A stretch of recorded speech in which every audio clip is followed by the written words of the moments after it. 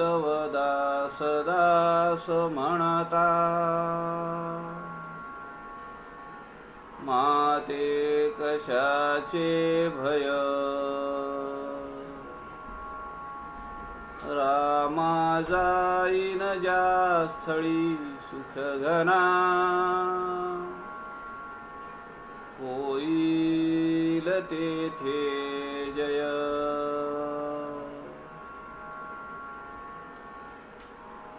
रामाया भुवन त्रयी तुझ विणा, नाही दुजा तारक. रामा तू सकलार्थ पूर्ण करीशी, तू तात मी बालक.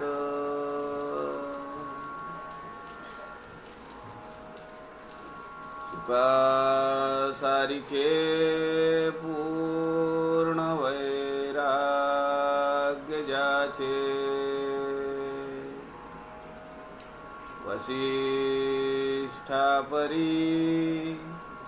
ज्ञान योगेश्वराचे.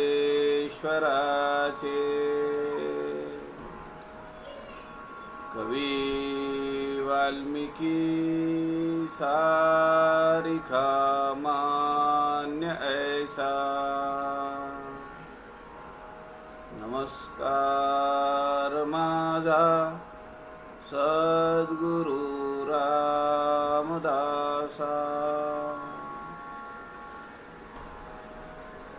मला वाटते अंतरी त्वा वसावे, तुझ्या दासबोधासी त्वा बोधवावे. अपत्यापरी पाजवी प्रेम रसा, महाराजया सद्गुरु रामदासा. जय जय रघुवीर समर्थ, सब संतन की जय.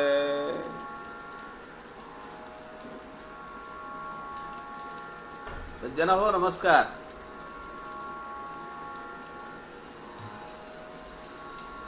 समर्थ रामदास स्वामींच्या वाङ्मयावर आधारित ग्रंथराज दासबोध या ग्रंथातील समासांचं चिंतन, अभ्यास, मनन करण्याचा आपण प्रयत्न करतो आहोत.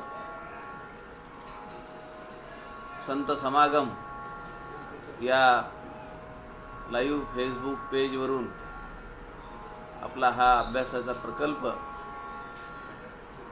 आपण 100 दिवसांपेक्षा जास्त दिवस चालवला आहे. हा एक यज्ञ आहे. माझ्या सगट आपण सगळ्यांनी या ज्ञान यज्ञामध्ये काही ना काही विचार देऊन समिधा टाकलेले आहेत आणि कोरोनाच्या या अत्यंत भयावह वैश्विक संकटामध्ये आपल्याला संत समागमचे सूत्रधार आदरणीय प्रवीणजी शास्त्री यांनी हे व्यासपीठ उपलब्ध करून दिलं. एक मोठी कृतज्ञता त्यांच्या प्रती आपल्या सगळ्या परिवाराला आहे. आपण काल दशक 18 आणि समास 8वा अंतर्देव निरूपण हा समास आपण पाहिला.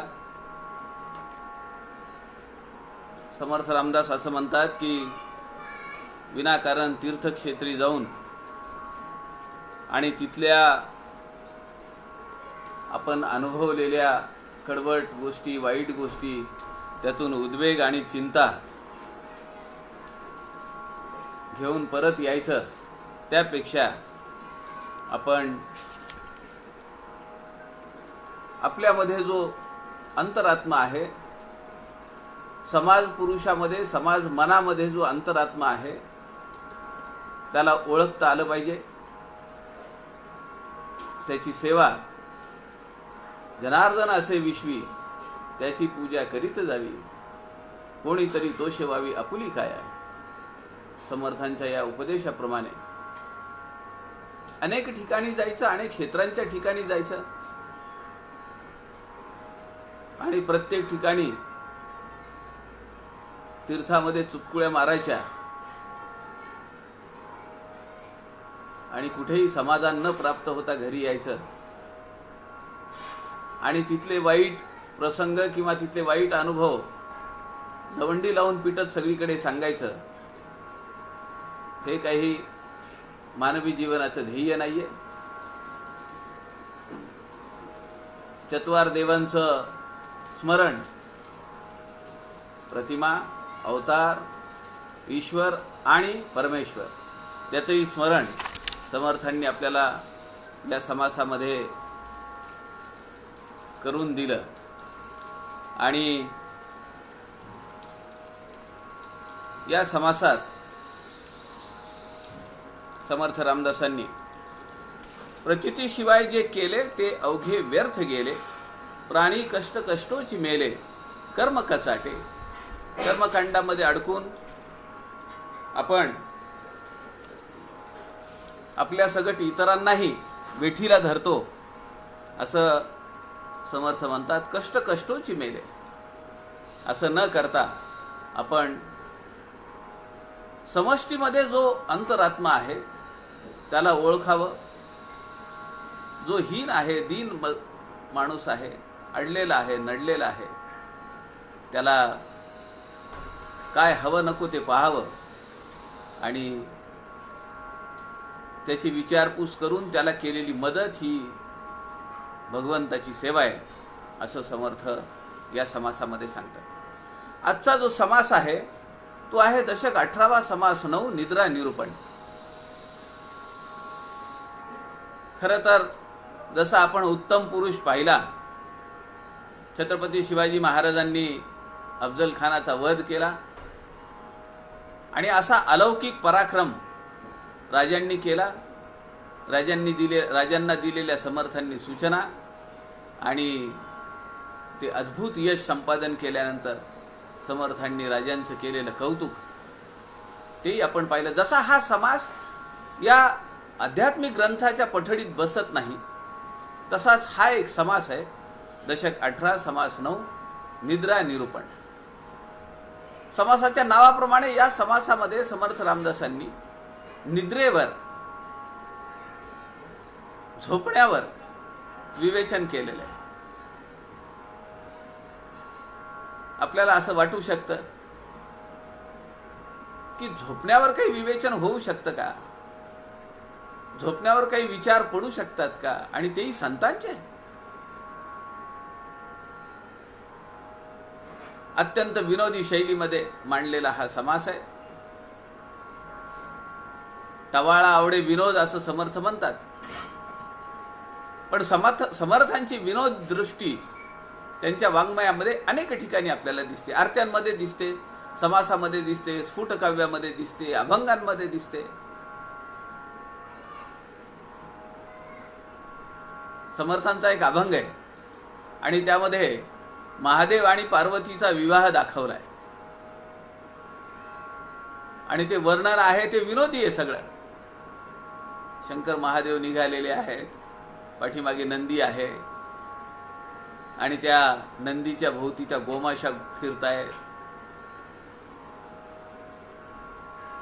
सगळ्यात महत्वाची आणि आश्चर्याची गोष्ट अशी आहे की तो मंगल विवाह झाल्यानंतर हार घालण्याच्या अगोदर काही लोक महादेवांना उचलून धरतात आज जे आपण समाजामध्ये चित्र पाहतो, लग्न झालं की नवरदेवाला काही त्याचे मित्र असतात, ते उचलून धरतात आणि त्या नवऱ्या मुलीला तो हार घालता येत नाही.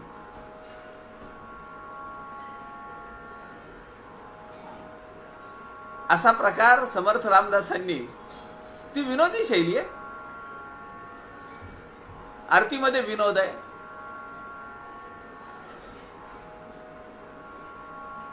टवाळा आवडे विनोद समर्थ म्हणतात. पण विनोदाशिवाय माणसाचं जीवन दुर्धर होईल, असह्य होईल. या समासामध्ये निद्रा निरूपण, समर्थांची विनोद दृष्टी आपल्याला या समासामध्ये जागोजागी दिसतीये. समर्थ माहिती नाही, पण टाकळीला तपस साधना करत असताना कुठल्या महाराजाच्या कथेला गेले होते, कुठल्या कीर्तनाला गेले होते, कुठल्या प्रवचनाला गेले होते माहिती नाही. विश्वास शास्त्रींकडे त्यांनी अध्ययन संपन्न केलं याची नोंद आहे. नाशिकला विश्वास शास्त्री म्हणून होते आणि त्यांच्याकडे समर्थांनी बराच अभ्यास केला याची नोंद आहे समर्थ चरित्रामध्ये. पण मला हा समास जेव्हा मी पहिल्यांदा वाचला तेव्हा मला माझं बालपण आठवलं. मी लहान होतो, माझी आजोळी जायचो किंवा आमच्या जिथं आम्ही राहत होतो तो एक मोठा वाडा होता, 15-16 जणांचं कुटुंब होतं. आणि त्या ठिकाणी हा जो चातुर्मास चालू आहे त्या चातुर्मासामध्ये पोथी लावण्याचा एक कार्यक्रम असायचा. मी माझ्या आजोळी पाहिलं. देवघर म्हणून होतं आणि देवघराला पुढे प्रशस्त असा एक हॉल होता. त्या हॉलमध्ये बरीच मंडळी बसलेली असायची आणि ते पोथी लावलेली असायची. वाचक ती ओवी वाचतो आहे आणि ती ओवी संपायच्या अगोदर अर्थ सांगणारा माणूस अर्थ चालू करायचा. म्हणजे वर्षानुवर्षापासून पोथी वाचणे आणि कथा सांगणे हा परिपाठ झालेला आहे, मुखपाठ झालेला आहे सगळं ते. त्यामुळे ती ओवी वाचायला चालू केली की इकडे अर्थ बाहेर पडायचा. इथपर्यंत ठीक आहे. पण हे सगळं कार्यक्रम होत असताना, ही पोथी वाचन होत असताना माझ्या डोळ्यासमोर आजही ते चित्र आहे. जे श्रोते बसलेले आहेत ते श्रोते कसे बसले, कसे ऐकत होते त्या कथेला, ते सगळं वर्णन समर्थांनी 350 वर्षापूर्वी निद्रा निरूपण या समासामध्ये करून ठेवलेले. आणि मला आजही त्या ओव्या वाचत असताना तो प्रसंग आठवतो, ते दृश्य माझ्या डोळ्यासमोर येतंय आणि मलाच हसायला येतं. संध्याकाळची वेळ असते, लोक थकून भागून आलेले असतात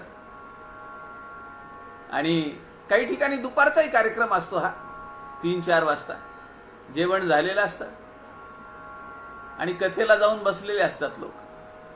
आता परिस्थिती कशी आहे, जे सप्ताह लागलेले असतात या ठिकाणी सगळे 60, 65, 70च्या पुढची श्रोते मंडळी असतात.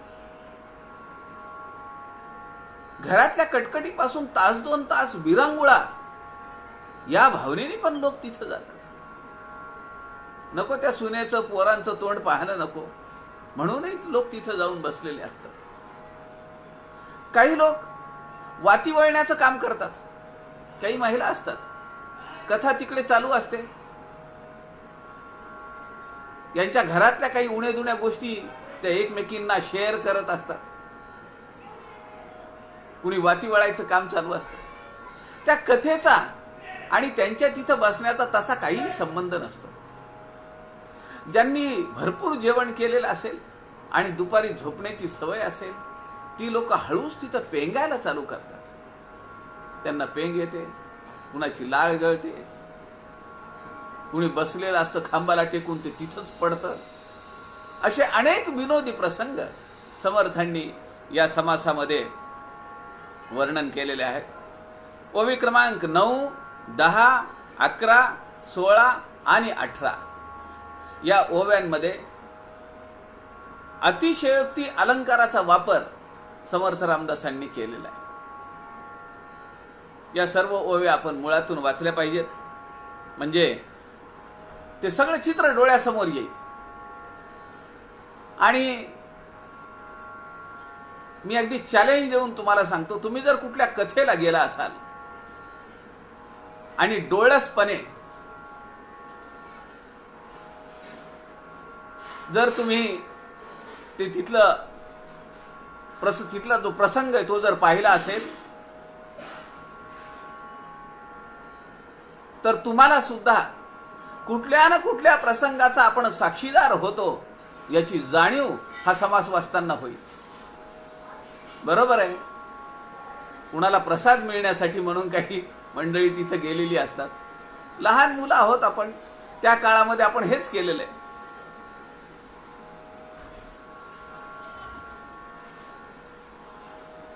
खरं तर हे रूपक आहे. सज्जनो, हा दृष्टांत आहे समर्थांनी आपल्याला दिलेला.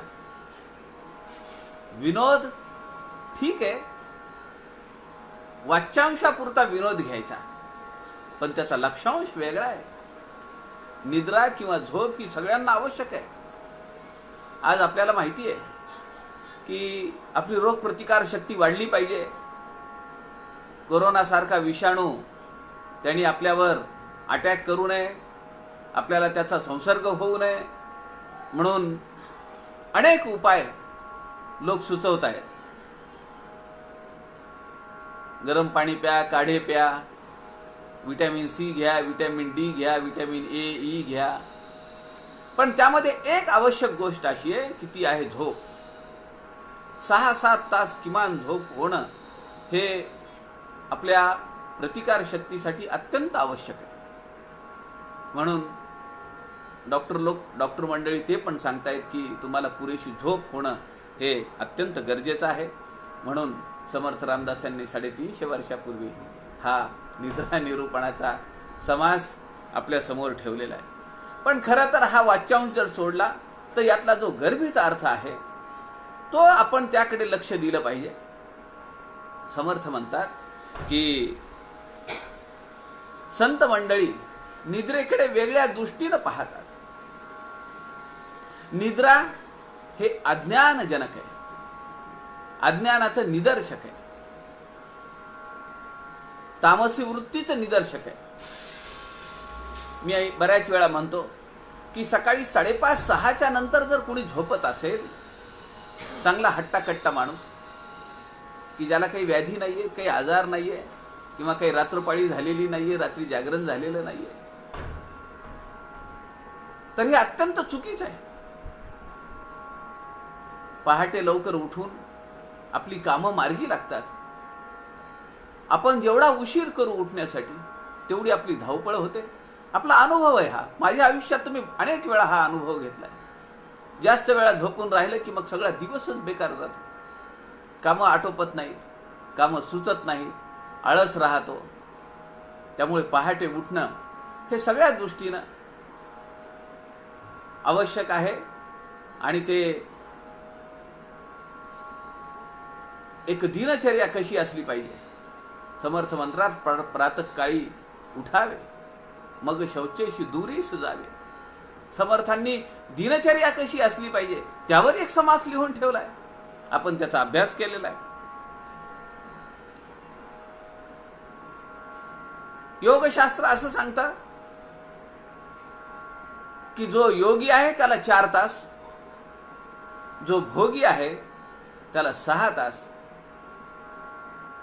आणि जो रोगी आहे त्याला 8 तास निद्रा आवश्यक आहे. समर्थ म्हणतात, या समासामध्ये सांगतात की जे साधना करणारे साधक असतात ते हळूहळू आपली झोप कमी करतात, आपली निद्रा कमी करतात, निद्रेवर ताबा मिळवतात. किती वेळ झोपायचं आहे, गजर न लावता ते त्या वेळेला उठतात. आणि ज्यांची अशी दिनचर्या आहे, ज्यांच्या जीवनामध्ये काही साधना निश्चितपणे होतीये, त्यांना बरोबर जाग येतो. गजर लावण्याच्या अगोदर जाग येतो. गजर सुद्धा व्हायची गरज पडत नाही. समर्थ या समासात सांगतात की जे योगी लोक आहेत ते सगळं जग जेव्हा झोपलेलं असतं तेव्हा ते जागे असतात, आणि जेव्हा सगळं जग जागं असतं तेव्हा योगी लोक निद्रा घेत असतात. निद्रा म्हणजे खरोखर ते झोपलेले असतात का? म्हणजे दिवसातले 12 तास ते झोपलेले असतात का? असा अर्थ नाही घ्यायचा. जगाचं संरक्षण करण्यासाठी, जगाचं रक्षण करण्यासाठी ते जागे असतात, आणि जेव्हा जग जागं असतं तेव्हा त्यांची योग निद्रा चालू असते. ते दिसतात झोपल्यासारखे, इंद्रियांनी ते झोपलेले आहेत, पण त्यांचं अनुसंधान हे परब्रह्माशी तदाकारता लावलेलं असतं. आणि जसं सकाळ झाली, प्रातःकाल झाला, तसं सगळे लोक उठतात, आपली कामं करायला लागतात. एक वेगळ्या पद्धतीनं, एक वेगळा आशय घेऊन समर्थ रामदासांनी हे रूपक आपल्या समोर निद्रेच्या माध्यमातून त्यांचा उपदेश मांडलेला आहे. आपण हा समास पाहूया. दशक 18, समास 9, निद्रा निरूपण. श्रीराम समर्थ. श्रीराम.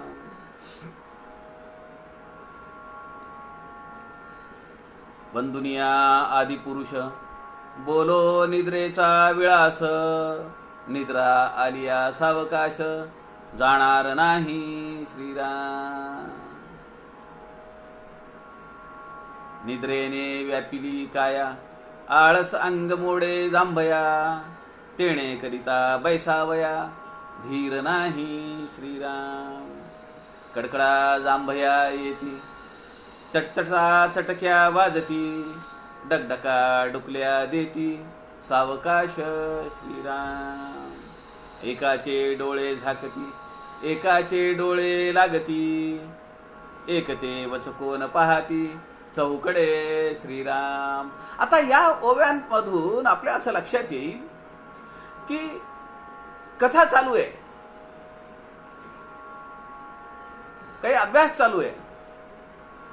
वंदुनिया आदी पुरुष, बोलो निद्रेचा विळास. निद्रा देवी, तिचा विलास. निद्रा आलिया सावकाश, जाणार नाही. जेव्हा झोप येईल ती कशी येते? टप्प्याटप्प्याने येते. असं कुणी म्हणतं का की आता मला झोप आली, मी झोपतो आणि लगेच झोपला? असं नाही होत. अगोदर कुठेतरी जांभई येते, आणि त्याचं सगळं वर्णन समर्थांनी या ठिकाणी केलेलं आहे. किती सूक्ष्म निरीक्षण आहे समर्थ रामदासांचं, आणि ते निरीक्षण समर्थ रामदास शब्दबद्ध करतात आणि ग्रंथराज दासबोधामध्ये साधकांसाठी आपल्या समोर आणून ठेवतात. निद्रा आलिया सावकाश, जाणार नाही. आणि एकदा जर निद्रेने तुमच्यावर अंमल दाखवायला चालू केला तर तुमच्या कामाचा खेळ खंडोबा झाला म्हणून समजा. ती जातच नाही. दुपारी 2 ते 3:30 ग्रंथराज दासबोधाचं 100 दिवसापासून विवेचन चालू आहे. मी मागे आपल्याला म्हणालो की तुमच्या दुपारच्या झोपेचं हरण करण्याचं पातक मी घेतलेलं आहे. ते पापकर्म मी केलंय, पण त्यात एक आनंद आहे की समर्थांच्या वाङ्मयाचा अभ्यास आपण सगळ्यांनी मिळून केलाय, तो चालू आहे. झोप मागे पुढे केव्हाही होऊ शकते. निद्रा आलिया सावकाश, जाणार नाही. आपला अनुभव घ्या तुम्ही. एखाद्या वेळी आपल्याला जर जांभई आली आणि असं जर वाटलं की कंटाळा आलाय, तर आपण हातातलं काम बाजूला ठेवतो, कारण ते काम करूच शकत नाही, आपलं लक्ष लागत नाही. समोर ग्रंथ उघडलेला असतो आणि पेंग येते. नाही, तुम्हाला येत नाहीये, तुम्ही ऐकता आहात, तुमच्याबद्दल नाही बोलत आहे मी. समर्थ म्हणतात, निद्रेने व्यापिली काया, आळस अंग मोडे जांभया. जांभई येते, अंग मोडून येतं, आळस द्यावासा वाटतो. तेणे करिता बैसा वया धीर नाही. जर आपण खुर्चीत बसलेलो असो, गादीवर बसलेलो असू, सोफ्यावर बसलेलो असू, तर असं वाटतं की आपला हा जो हात आहे ना, हा हात आपण त्या सोफ्यावर ठेवावा, तक्क्यावर ठेवावा. बसण्यापेक्षा असं एक हात आधार घेऊन बसावं. आणि जसं जसं आपण पृथ्वीच्या जवळ जाऊ, आपल्याला माहिती आहे की पंचमहाभूतांमध्ये आकाश, वायू, अग्नी, आप आणि पृथ्वी. पृथ्वी ही जडत्व आहे. आणि जसं जसं आपण या पृथ्वी तत्वाकडे जाऊ, तसं तसं जडत्व जे आहे तर ते गुरुत्वाकर्षणाच्या नियमाप्रमाणे ते आपल्याला खेचून घेतं आणि त्याच्याशी आपण एकरूप होतो. ते जडत्व आपल्या अंगामध्ये शिरतं. म्हणून निद्रा हे जडत्वाचं लक्षण आहे, हे अज्ञानाचं लक्षण आहे, हे तामसिक गुणांचं लक्षण आहे. तेणे करिता बैसावया धीर नाही. आता बसू शकत नाही, असं वाटतं थोडं 5-10 मिनिट पडलं पाहिजे. आणि लगेचच आपण पाय लांब करतो, ताणून देतो आणि 5 मिनिटामध्ये शेजारची जी जागी माणसं असतात ती म्हणतात, काय 5 मिनिटात भरायला लागला. काही लोकांना 5 मिनिटात झोप लागते अंथरुणावर पडल्याबरोबर. एकाचे डोळे झाकती. आता हे सगळं चित्र आपल्या डोळ्यासमोर आपण आणलं पाहिजे. कशी मंडळी बसलेली आहेत कथाश्रवणासाठी, आणि त्यांचे हावभाव, त्यांच्या चेहऱ्यावरचे हावभाव, त्यांच्या शरीराची ठेवण, ते सगळं आपल्या डोळ्यासमोर आपण जर आणलं तर आपल्याला हसायला नक्की येईल. समर्थांच्या विनोद बुद्धीचा आपल्याला या ठिकाणी अनुभव येईल, प्रचिती येईल. एकाचे डोळे झाकती, एकाचे डोळे लागती, एकते वचकोन पाहती, चौकडे श्रीराम. अहो, आपलं तरी ठीक आहे, दिवसा आहेत आपण, दुपारची वेळ आहे. अमेरिकेसारख्या ठिकाणी ही रात्रीची वेळ आहे, पण तिथूनही लोक पाहत आहेत का नाही? म्हणजे ते जागे आहेत. संतांसारखे, योग्यासारखे. अमेरिका सगळी झोपलेली आहे, पण ही मंडळी जागी आहेत आणि ते श्रवण करतायत. एकाचे डोळे झाकती, एकाचे डोळे लागती, एकते वचकोन पाहती, चौकडे श्रीराम. काय होत आहे? कथा चालू आहे, जेवण झालेलं आहे, थंड वारा आहे आणि पेंग येते. आता जो माणूस झोपलाय किंवा ज्याला डोळा लागलाय तो वचकून दुसरीकडे पाहतो. जेव्हा त्याचा डोळा उघडतो, असा डोळा लागला आणि खाली मान पडते, झटका बसतो. समर्थ म्हणतात, एकते वचकोन पाहती चहूकडे. तो लगेच सगळीकडे पाहतो. त्याला असं वाटतं की मी झोपलोय हे कुणी मला पाहिलं तर नाही, म्हणून तो अंदाज घेतो, कानोसा घेतो आणि त्याला असं वाटतं की नाही नाही, झोपलं नाही पाहिजे इथं. पण झोप ही येतेच. आपल्याला माहिती आहे, निद्रा देवीने सांगितलेलं आहे की ज्या ज्या ठिकाणी भगवंताचं नाम संकीर्तन होईल त्या त्या ठिकाणी without any invitation I will be there. मी तिथं असणार. त्यामुळे एरवी झोप येत नाही, पण काही स्तोत्र वाचायचं आहे, जप करायचं आहे, काही ग्रंथाचं वाचन करायचं आहे, बरोबर त्यावेळी झोप येते आपल्याला, जांभया येतात. हा माझा अनुभव आहे. समर्थांनी तो माझ्या समोर आणून ठेवलाय आणि त्या प्रत्येक शब्दावर, त्या प्रत्येक ओवीवर मी माझ्या जीवनामध्ये अनुभवलेले क्षण माझ्या नजरेसमोर येतात. एक ते वचकोन पाहती चहूकडे, तो सगळीकडे बघतो, मला कुणी झोपलेलं पाहिलं तर नाही. एक उलथोन पडिले, तीही ब्रह्मविणे फोडिले, हुडकाचे तुकडे. माणूस बसलेला होता. समर्थ म्हणतात एक उलथोन पडिले, असं तो काठावर बसलेला असेल.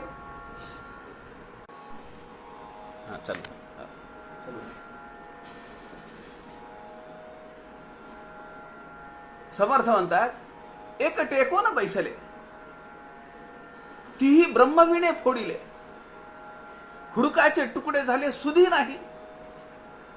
असा तो काठावर बसलेला होता. ओसरीच्या कथा ऐन रंगात आली आहे आणि झोपही ऐन रंगात आली आहे.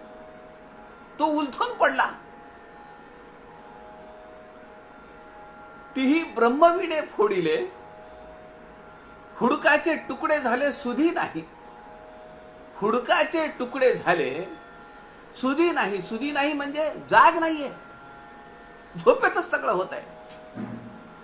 हुडकाचे तुकडे झाले, ह्याचे दोन अर्थ आहेत. एक आहे हुडूक म्हणजे वाद्य, तो काय मृदंग असेल, वाद्य जे तंबोरा असेल, डमरू असेल, ते चालू असतं बाजूला. त्याच्यावर माणूस पडला आणि तेच फुटलं त्या वज्राने. याचा दुसरा अर्थ असा आहे, हुडकाचे तुकडे झाले म्हणजे हाडकाचे तुकडे झाले. पडल्यामुळे ओसरीवरून माणूस पडला आणि खाली अंतर खूप आहे, वय झालेलं आहे. उतरत्या वयामध्ये आपली हाडं ठिसूळ झालेली असतात, कॅल्शियम कमी असतं आणि फ्रॅक्चरच झालं. हुडकाचे तुकडे झाले सुधी नाही. किती एका टोकाचं वर्णन समर्थ करतायत. निद्रेचा काय अंमल आहे श्रोत्यांवर. कोणी मुरकुंडी घालिती, कोणी कानवडे, एक टेकोन बैसले, तेथेची घोरो लागले, एक उताने पसरले, सावकाश श्रीराम. समर्थ म्हणतात श्रोत्यांमध्ये एक जो असा मस्तपैकी खांब धरून बसला होता, भिंतीला टेकून बसला होता कोपऱ्यामध्ये, टेकोन बैसले. त्याने आपली काळजी घेतली की आपण झोपतो आहोत हे कुणाला दिसणार नाही, अशा पद्धतीनं खांबाला टेकून एका कोपरा धरून बसलेला. तेथे जी घोरो लागले, तिथंच त्याने घोरायला चालू केलं. म्हणजे गाढ झोप आहे. एक उताने पसरले सावकाश, एकाला थोडी जागा मिळाली, तो तिथंच आपला हातपाय लांब केले आणि झोपायला चालू केलं त्यांनी. कोणी मुरकुंडी घालिती, कोणी कानवडे निजती, कोणी चक्री फिरती, चौकडे श्रीराम. समर्थ म्हणतात कोणी आपले पाय पोटाला घेतलेले झोपेमध्ये, कुणी कानवडे निजती, कुणी एका अंगावर निजलाय, कुणी पाठीवर निजलाय, कुणी उताना पडलाय, कोणी चक्री फिरती. काही लोकांना सवय असते बघा, ते झोपतात कुठे आणि उठतात कुठे. विशेषतः मुलांमध्ये फार अवघड काम आहे. असा प्रकार माणसांमध्येही असेल, ते आहे म्हणून तर समर्थांनी वर्णन केलेलं आहे. एक हात हलविती, एक पाय हलविती, एक दात खाती, करकराटे श्रीराम. आता त्या झोपेमध्ये ते त्याला स्वप्न पडतंय आणि स्वप्नामध्ये कदाचित जेवायला बसलाय आणि माश्या खूप आल्या ताटावर, म्हणून तो हात हलवतो. कुणी हात हलवतोय, कुणी पाय हलवतोय, सायकलवर बसल्यासारखा पाय हलवतोय, किंवा पायाला काहीतरी चावतोय म्हणून पाय हलवतोय. एक दात खाती करकराटे,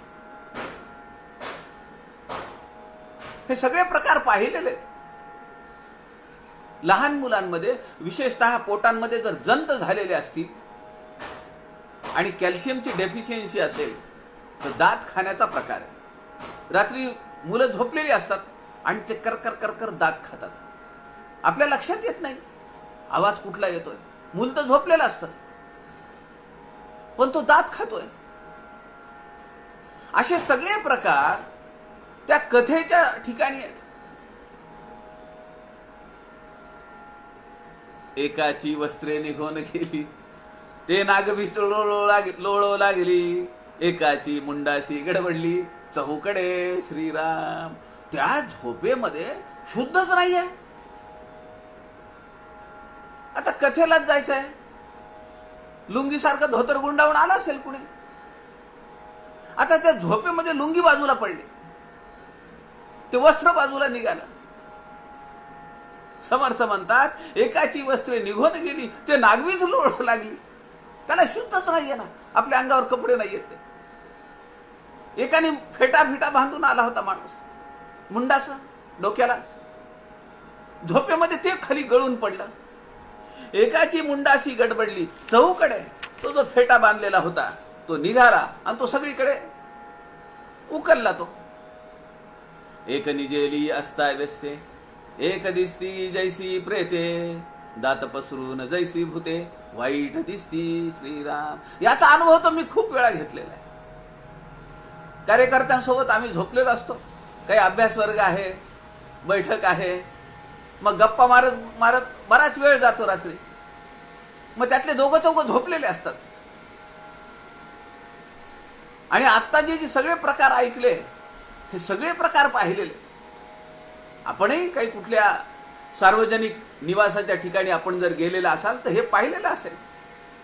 एक निजेली असता व्यस्ते, वस्त्र कुठे आहेत अंगावरची, केस कसे झालेत याचंही भान नाहीये, झोपेत आहे ना माणूस. एक दिसती जैसी प्रेते, भेजूर दिसतात लोक, दात पसरून जैसी भूते, वाईट दिसती. कुणाच्या चेहऱ्याकडे झोपेमध्ये पाहताना भीती पडते, धडकी भरते. ती दात उघडे असतात, तोंड उघडं असतं. कुणाला तोंडाने श्वास घ्यायची सवय असते, कुणाला तोंडाने श्वास सोडायची सवय असते. आणि त्या नाकावर जर मिशा असतील आणि त्या जर अशा पसरलेल्या असतील तर त्या मिशा फुरफुर करायला लागतात. मोठा विनोदी प्रसंग समर्थ रामदासांनी आपल्या समोर वर्णन केलेलं आहे. एक ओसणतची उठिले, एक अंधारी फिरो लागले, एक जाऊन निजले उकिरड्यावरी श्रीराम. काही लोकांना झोपेमध्ये चालायची सवय असते. त्याला भयानक स्वप्न पडलं आणि तो उठला, लगेचच ओरडतच उठला. झोपेमध्ये उठला, झोप लागलेली होती, स्वप्न पडलं. त्याला पत्ताच नाही की आपण कथेमध्ये बसलेलो आहे. एक ओसणतची उठले, एक अंधारी फिरो लागले, उठला आणि फिरायला गेला. आणि पुन्हा झोप आली, पुन्हा पेंग आली, तिथंच झोपला. समर्थ म्हणतात उकिरड्यावरी झोपले. एक मडकी उतरती, एक भोईचा चपती, एक उठोन वाटा लागती, भलतीकडे श्रीराम. आपण 5-6 जण झोपलेले आहोत, आपल्याला जाग आली आहे किंवा आपण जागे बसलेलो आहोत आणि कुणी झोपलेली, बाकीची मंडळी झोपलेली आहेत. असं बऱ्याच वेळा होतं. माणूस झोपेतच त्याला काहीतरी स्वप्न पडलेलं असतं, काहीतरी त्याच्या डोक्यामध्ये विषय असतो आणि तो उठतो आणि असं चाचपून बघतो जमिनीला. आपण त्याला विचारतो काय झालं. त्याचं काहीतरी सांडलेलं असतं, काहीतरी पैसे पडलेले असतात, काहीतरी वस्तू पडलेली असते आणि तो उठून त्याच अवस्थेमध्ये ते शोधायचा प्रयत्न करतो जमिनीवर. आणि जेव्हा त्याच्या लक्षात येतं, कुणीतरी त्याला विचारतं अरे काय झालं, झोपला होता ना तू, काय झालं, काय लागलं तुला, काही पडलं का. मग त्याच्या लक्षात येतं ओ मी झोपेमध्ये होतो आणि जे काही स्वप्न पडलं होतं ते खोट आहे. तो पुन्हा झोपी जातो.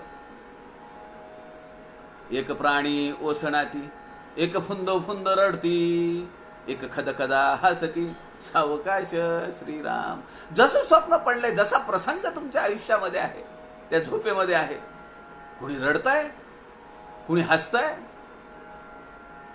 तुम्ही लहान मुलांना पाहिलंय का झोपलेले असताना. तुम्ही पहा, हे सगळे आविष्कार त्यांच्या चेहऱ्यावर दिसतात. लहान मूल झोपलेलं असतं आणि आपली सहज जर नजर त्याच्याकडे गेली, आता त्याला कुठलं स्वप्न आहे. ईश्वरे मात्र मोठे, ईश्वरे मोठे सूत्र केले, मनुष्य मात्र गुंतवून राहिले. काय जादू केली आहे. काय भ्रम निर्माण केले, आणि मनुष्य मात्र त्यातच अडकून पडले. एवढंसं लहान बाळ आहे, वर्षही नाही झालेलं अजून, पण ते रडतं, ते हसतं झोपेमध्ये, झोपलेलं आहे, पण त्याच्या चेहऱ्यावर हे सगळे भाव दिसतात. लहान मूल काय आणि म्हातारं मूल काय.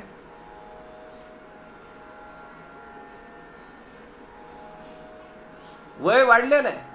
समर्थ म्हणतात ना, दोन्ही लहान आळती. दोन्ही म्हणजे शरीर आणि बुद्धी.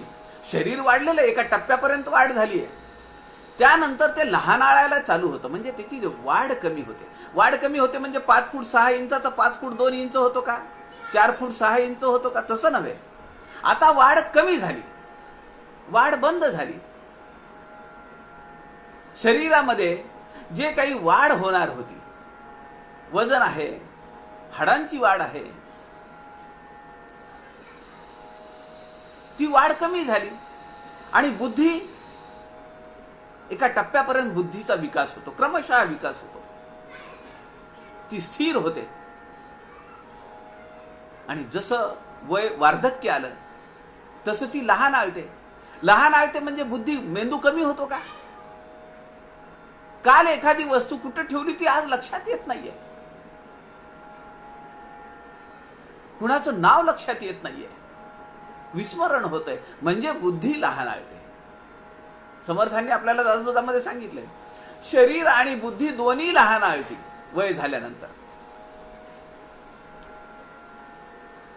एक हाका मारू लागले, एक बोंबलीत उठले, एक वचकोन राहिले आपुले ठाई श्रीराम.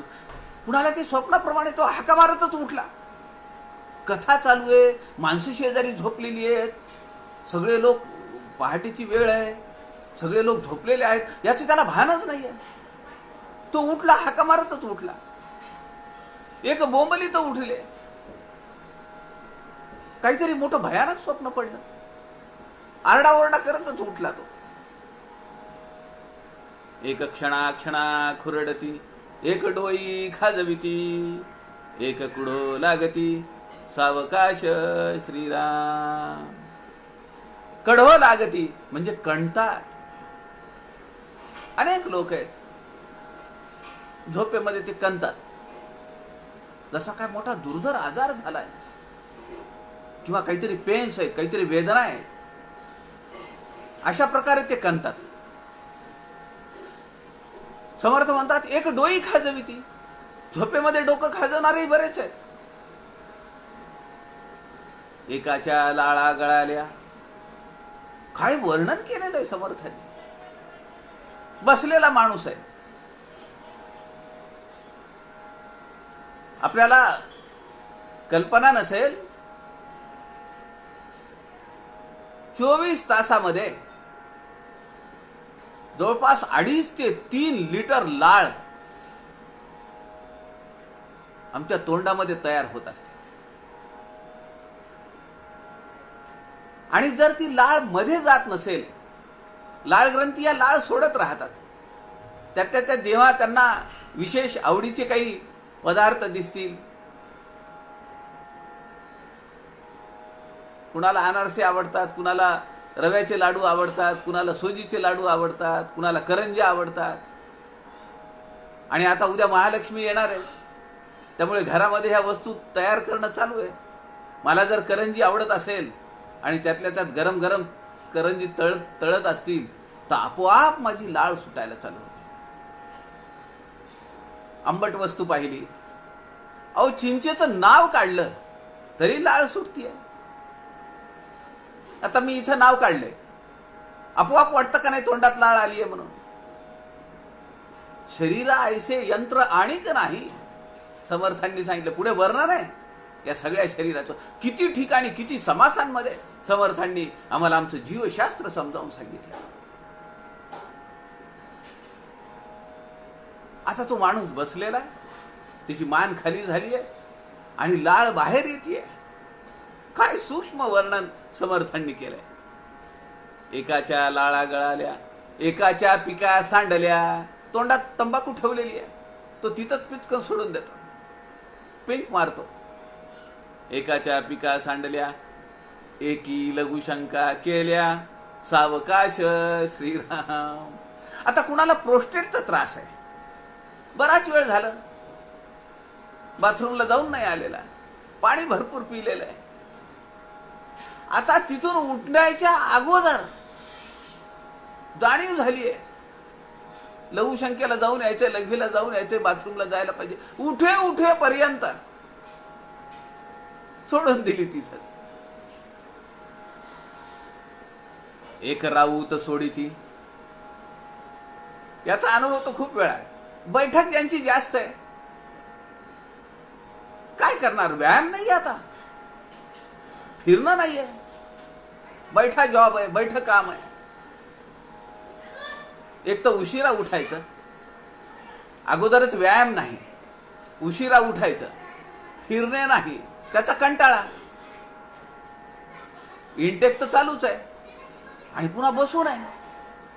मग काय होणार, अपान वायू बाहेर पडणार. समर्थ म्हणतात, एक राऊत सोडिती, एक करपट ढेकर देती, एक खाकरुनी थुंकिती, भलती कडे श्रीराम. समर्थ म्हणतात, कुणाला कुणी राऊत सोडतोय, अपान वायू सोडतो, कुणी ढेकर देऊन वरून वायू काढतोय. एक खाकरून थुंकिती, भलतीकडे. माणसं शेजारी बसलेली आहेत, काय करतायत, कुणी ऐकतंय, शेजारी कोण माणूस बसलेला आहे त्याच्याकडे लक्षच नाहीये. निद्रा विलास, निद्रा देवीचा अंमल चालू आहे.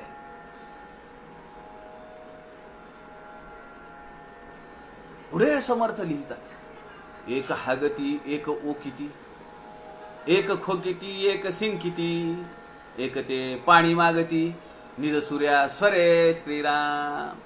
झोपेतला माणूस आहे आणि त्याला जर तहान लागलेली असेल, त्याला जर उठायचा कंटाळा आला आणि समजा घरामध्ये लहान मूल काही अभ्यास करत बसलंय, मग ते सांगतात त्याला पाणी घेऊन ये रे म्हणून, पण ते अशा आवाजात बोलतात की ते मुलाला समजतच नाही ते काय मागतायत ते. म्हणून समर्थ म्हणतात, निद सूर्या स्वरे. तो स्वर कसा घोगरा आहे, बराच वेळ झालं बोलणं नाही झालेलं, झोप लागली होती, घोरणं चालू होतं, लाळ जमा झालेली आहे, आणि अशा वेळी तो माणूस पाणी मागतोय. ते पुढच्या मुलाला किंवा पुढच्या माणसाला समजत नाही. तो म्हणतो काय पाहिजे, मग तो सांगतो खूण करून पाणी पाहिजे. हे एका टोकाचं वर्णन समर्थ करतात. एक हागती, एक ओकिती, एक खोकिती, एक शिंकिती. शिंक देत आहे, कोणी खोकताय. आजकाल खोकला म्हणलं की अंगावर काटाच येतो. चांगला माणूस जरी खोकलला, खोकल्याचा आवाज आला तरी आता कान सतर्क आहेत. खुटकन आवाज झाला की कुत्र्याचे कान कसे उभे होतात, आपले कान उभे होणार नाहीत. पण लगेच टावकारून पाहतो आपण, कोण खोकतंय. कोरोना, खोकला नको रे बाबा, शिंक नको. सर्दी, खोकला, श्वसनाचे प्रकार, आजार काय असतील ते अंगावर काटाच आहे आता.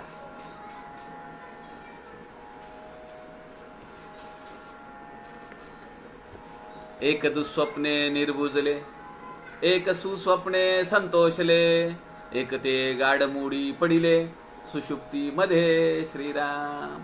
आपण पाहिलंय तनुचतुष्टय या समासामध्ये तत्वांचं विवरण करत असताना आपण पाहिलंय की 4 देह आहेत.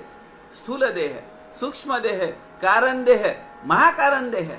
आणि प्रत्येक देहाला त्याचा अभिमान कुठला आहे, त्याची शक्ती कुठली आहे, त्याची मात्रा कुठली आहे, त्याची वाचा कुठली आहे, याचा सांगोपांग साकल्याने आपण अभ्यास केलेला आहे. पण त्याचा संदर्भ इथं या ओव्यांमध्ये येतो. समर्थ म्हणतात, एक दुःस्वप्ने निर्बुजले. एखाद्याला स्वप्न फार बेकार पडलं, तो घाबरला, निर्बुजले. एक सुस्वप्ने संतोषले. एखाद्याला असं वाटलं की पैशाचं पाकिट सापडलंय, किंवा कोरोनाने ग्रस्त असलेला नातेवाईक हॉस्पिटलमधून बाहेर आलेला आहे, लोक टाळ्या वाजवून त्याचं गल्लीमध्ये स्वागत करतायत, त्याच्या घरचे लोक त्याचं स्वागत करतायत. आनंद वाटतो. किंवा एखादं काम अडलेलं आहे आपलं, बरेच दिवस झाले आणि स्वप्नामध्ये ते काम झाले म्हणून आपल्याला आनंद होतो. संतोष. एक सुस्वप्ने संतोषले, एक ते गाढ मूडी पडिले, सुषुप्तीमध्ये गाढ निद्रा. कारण देह आपल्याला माहिती आहे अज्ञानाचा आहे. आता ती लिंक इथं लावता आली पाहिजे. आपल्याला माहिती आहे स्थूळ, सूक्ष्म, कारण, महाकारण. स्थूळ देह जो आपण पाहतो आहोत तो, आणि ती जागृती अवस्था आहे. सूक्ष्म देहाची स्वप्न अवस्था आहे. कारण देह अज्ञानाचा आहे. मी कोण आहे? मी या जगाच्या पाठीवर कशासाठी आलो?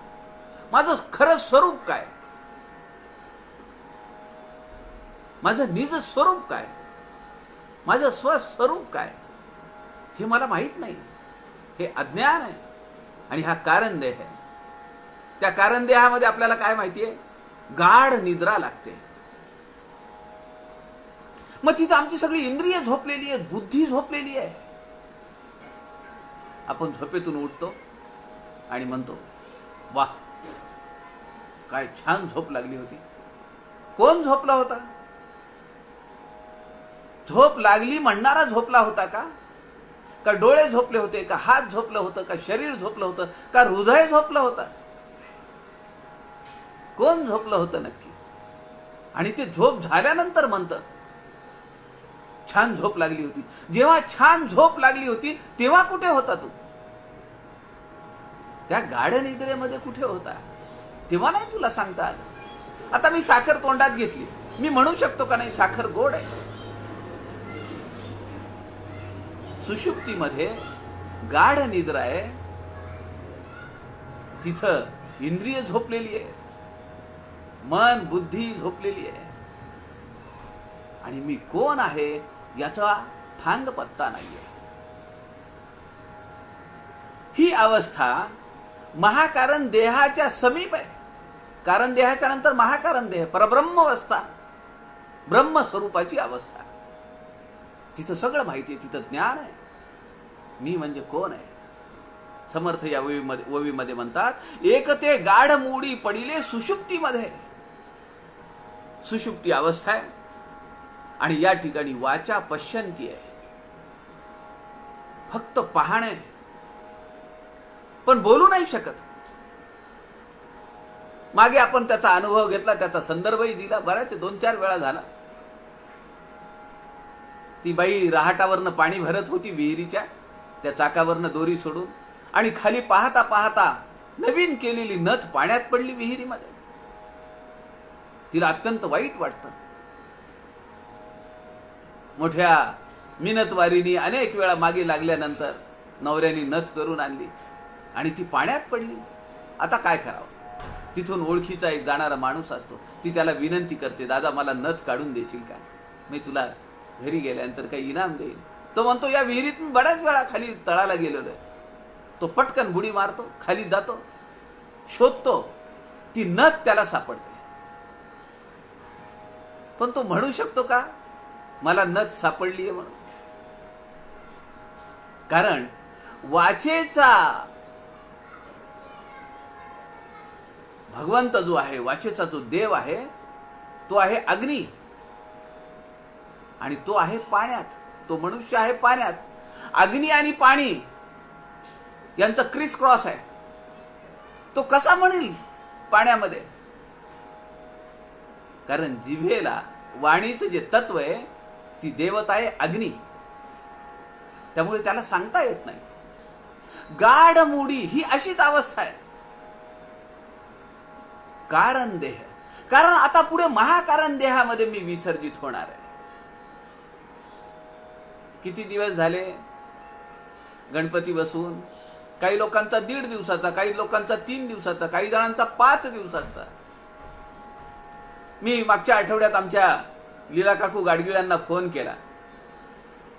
मी त्यांना विचारलं, गणपती बसले त्या दिवशीची गोष्ट आहे. मी त्यांना विचारलं, म्हणलं काकू गणपती बसला का? त्या म्हणल्या हो गणपती बसला आणि उद्या आम्ही बोळवण करणार त्याची. म्हणलं बरोबर आहे, तुम्ही गाडगीळ आहात, तुम्ही कोकणस्थ आहात, देवाला तर तुम्ही जास्त दिवस राहू देत नाही, माणसं कशी राहू द्याल तुमच्या घरी? त्या हसल्या, त्या म्हणाल्या अरे तसं नाहीये, गणपतीने जे युद्ध चालू केलं ते कोकणातून चालू केलं आणि त्याला पहिल्याच दिवशी तिथं विजय मिळाला, त्यामुळे युद्ध संपलं, तो तिथून पुढे निघाला. मग ते युद्ध जिंकत असताना त्याला जेवढे दिवस लागले तेवढे दिवस गणपती घरात ठेवायची प्रथा आहे. आणि 10व्या दिवशी विश्वातले 21 गणपती जमा झाले कलकत्त्याला आणि 10वा दिवस जो आहे तो विसर्जनाचा, म्हणून तो कलकत्ता लांब आहे कोकणापासून, म्हणून 10 दिवस लागले गणपतीला तिथं जाऊन विजय संपादन करेपर्यंत. आणि देशातून 21 ठिकाणाहून गणपती आले, म्हणून आम्ही 21 दुर्वा गणपतीला वाहतो. समर्थ या ठिकाणी म्हणतात गाढ मोडी पडिले सुषुप्तीमध्ये. अवस्था कुठली आहे? कारण देहाची सुषुप्ती, गाढ निद्रा. सत्व गुण आहे, शक्ती द्रव्य आहे, ही सुप्त असते. द्रव्य आपण उघड्यावर ठेवतो का? नोटा कुठेही ठेवतो का? पैसे कुठेही ठेवतो का? नाही. आपण ते खिशामध्ये ठेवतो, कपाटात ठेवतो, दागदागिने असतील तर लॉकरमध्ये ठेवतो. सुप्त आहे, ती द्रव्य शक्ती आहे. पुढे समर्थ म्हणतात एक उजेडाया झाले, कोणी पडणे आरंभिले, कोणी प्रातस्मरामी मांडिले, हरी कीर्तन श्रीराम. आता निद्रा संपली आहे, प्रातःकाळ झालेला आहे, भगवान सूर्योदय, उषक काल आहे. कोणी आठविल्या ध्यानमूर्ती, कोणी एकांती जप करीती, कोणी पाठांतर उजळीती, नाना प्रकारे श्रीराम. इकडे उजेडाया आले, निद्रा संपली, कथा चालू आहे, लोक झोपलेले आहेत. निद्रेचं सज्जन हो हे एक रूपक आहे, एक दृष्टांत आहे.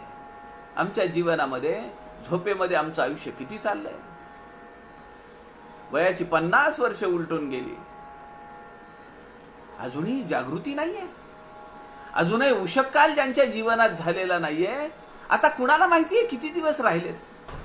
आता कधी प्रातस्मरामी करणार, कधी ध्यान करणार, कधी ग्रंथांचा अभ्यास करणार, कधी पूजा करणार, कधी व्रत करणार, कधी जीवनाचं ध्येय साध्य करणार?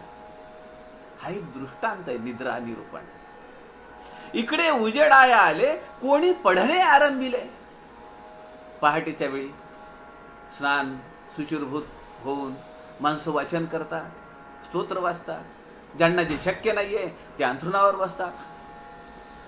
भूपाळी, काकडारती, प्रार्थना. शिवथर गळीमध्ये दासबोध सखोल अभ्यास, साधना सप्ताह असतो कोजागिरीपासून. महिलांची संख्या जास्त आहे, 100-125 साधक असतात. बाथरूम, टॉयलेट, वेळ लागतो, आवरायला वेळ लागतो. किती वेळ झोप होत असेल? 3, 3.5, 4 तास खूप झाली झोप.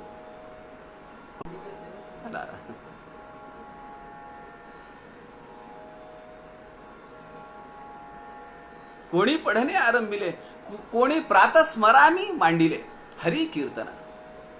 कुणी स्तोत्र म्हणताय, कुणी एखादं मंगलाचरण म्हणताय, कुणी भूपाळ्या म्हणताय भगवंताच्या, कुणी प्रार्थना म्हणताय.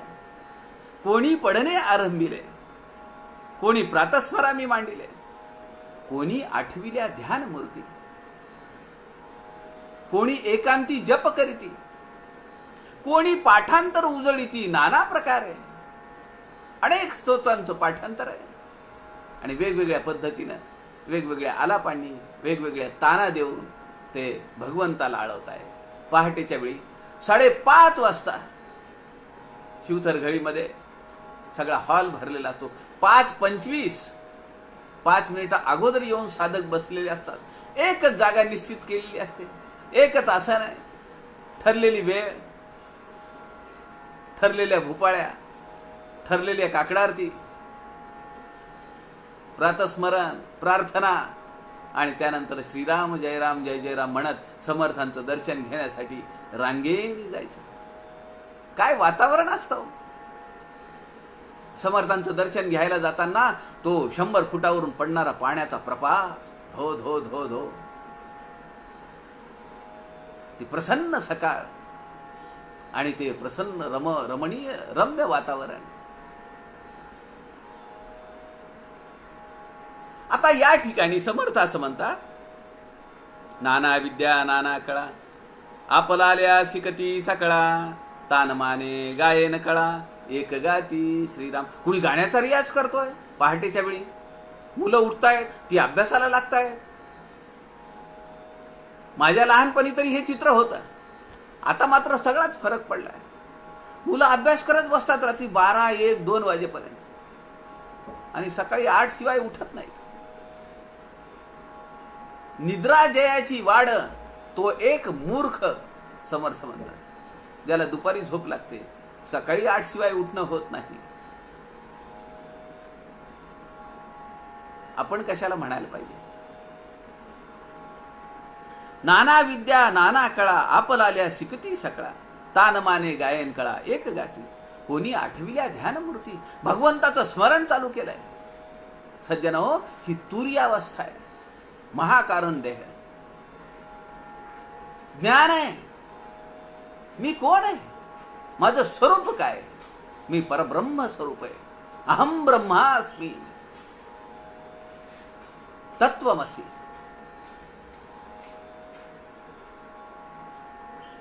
आनंदावभास भोग आहे. अत्यंतिक आनंदावस्था आहे. झोप नाही, आळस नाही. ज्ञानावस्था आहे. पुढे समर्थ म्हणतात शेवटी समासाच्या, मागे निद्रा संपली, पुढे जागृती प्राप्त झाली, व्यवसायी बुद्धी आपुली, प्रेरिते झाले श्रीराम. मग लोक आपला व्यवसाय चालू करतात, प्रपंच चालू करतात. दुकानाला जायचंय, नोकरीला जायचंय, मग ती धावपळ चालू होते, गडबड, सकाळची गडबड चालू होते. स्वयंपाक करावा लागतो, डबा भरून घ्यावा लागतो, तयारी करावी लागते. मागे निद्रा संपली, पुढे जागृती प्राप्त झाली, व्यवसायी बुद्धी आपुली, प्रेरिते झाले श्रीराम. ज्ञाता तत्वे सांडून पळाला, तुर्ये पैलीकडे गेला, आत्मनिवेदने झाला, ब्रह्मरूप श्रीराम. महाकारण देह आणि कारण देह या 2 देहांची अवस्था या शेवटच्या 3 ते 4 ओव्यांमध्ये समर्थांनी आपल्याला पुन्हा त्याचं स्मरण दिलेलं आहे. तुर्ये पहिलीकडे, तुर्य अवस्था ही ज्ञानावस्था आहे. मी कोण आहे आणि माझं खरं स्वरूप काय याचं ज्ञान होत आहे. म्हणून समर्थ म्हणतात, ज्ञाता तत्वे सांडून पळाला, सोडून नव्हे, सांडून. त्याला ज्ञान झालंय माझं स्वरूप काय. आता तू ज्ञानी आहे. निद्रा संपली, अज्ञान संपलं, तम संपलं, अंधकार संपला, ज्ञानवन्नी प्रगटे, तेने दृश्य केर आटे. जे सगळं दृश्य विश्व आहे ते सगळं संपत. त्याच्या लक्षात येतं की मी कोण आहे, माझं नक्की काम काय आहे, माझं ध्येय काय आहे आणि मी काय केलं पाहिजे. या सगळ्या भौतिक साधनांमधून, भौतिक व्यक्ती, भौतिक वस्तू, भौतिक प्रपंच, या सगळ्यातून तो अलिप्त होतो, तो ज्ञानी होतो. 82 तत्वांचा तो निराश करतो. आपण पाहिली 82 तत्व. स्थूल देहाची 25, सूक्ष्म देहाची 25, 50 तत्व, 8 चोक 32, आकाश, वायू, आप आणि पृथ्वी, 32 तत्व. ज्ञान आणि अज्ञान, कारण आणि महाकारण देहाची, अशी 32 आणि ती 50, 82 तत्वांचा तो सांडून पळाला. सगळ्या तत्वांना त्यांनी सांडून टाकलं. मी आपल्याला मागे म्हणालो, सोडणे आणि सांडणे यात फरक आहे. सोडायला उशीर लागतो. कुठलीही गोष्ट सोडून दे बरं तू तंबाखू. उशीर लागेल का नाही? सांडून दे पाण्याचा ग्लास, एक क्षणही लागत नाही. तत्वांचा निराश केला, 82 तत्वांचा. माझं खरं स्वरूप माझ्या समोर आलं. ज्ञाता तत्वे सांडून पळाला, तुर्ये पहिलीकडे गेला, तुर्यावस्थाच्या पलीकडे गेला, परब्रह्म स्वरूप प्राप्ती झाली. आणि मग समर्थांनी एक शब्द वापरलेला आहे, आत्मनिवेदने झाला. आत्मनिवेदन, थेंबुटा सागरी मिळाला. मिठाची बाहुली आहे आणि ती सागराची खोली पाहायला गेली आहे, तिचं अस्तित्व राहील का? आत्मनिवेदन, आता माझं अस्तित्वच नाहीये. जलमय होणं आणि जलस्वरूप होणं. खूप पाऊस झाला, आपण बातमी वाचली, मुंबई जलमय झाली. पण मुंबई आहे आणि जल पण आहे. आणि कुणी गेलं, निर्याण झालं, कुणाला मृत्यू आला, आपण म्हणतो ते समर्थ चरणी लीन झाले, समर्थ स्वरूप झाले, राम स्वरूप झाले. आता ते राहिले नाहीत. हे आत्मनिवेदन आहे. आत्मनिवेदने झाला ब्रह्मरूप. आता कसा त्याची कुठले अस्तित्व राहील? समर्थांना सज्जन हो, या निद्रा निरूपण समासाच्या माध्यमातून आपल्याला पुन्हा ते घेऊन जात आहे स्वस्वरूपाच्या प्राप्तीसाठी. हे माध्यम मिळालेले नरदेहाचं देह दुर्लभ निरूपण आपण त्यात पाहिलंय. हा नरदेह मिळालेला आहे. आयुष्याचा नाश न करता समर्थांचं एक काव्य आहे, स्फुट काव्य. आणि फार त्यांनी असंच, जसं हे आपण पाहिलं या समासामध्ये, एका टोकाचं वर्णन केलेलं आहे. निद्रा आल्यानंतर, निद्रा म्हणजे अज्ञान आहे, जडत्व आहे, तामसिक वृत्ती आहे, तमोगुणी आहे. काय काय करील माणूस त्याचा नेम नाही, भरोसा नाही. दहशतवादी, बॉम्बस्फोट करणारे हे सगळे तमोगुणी आहेत.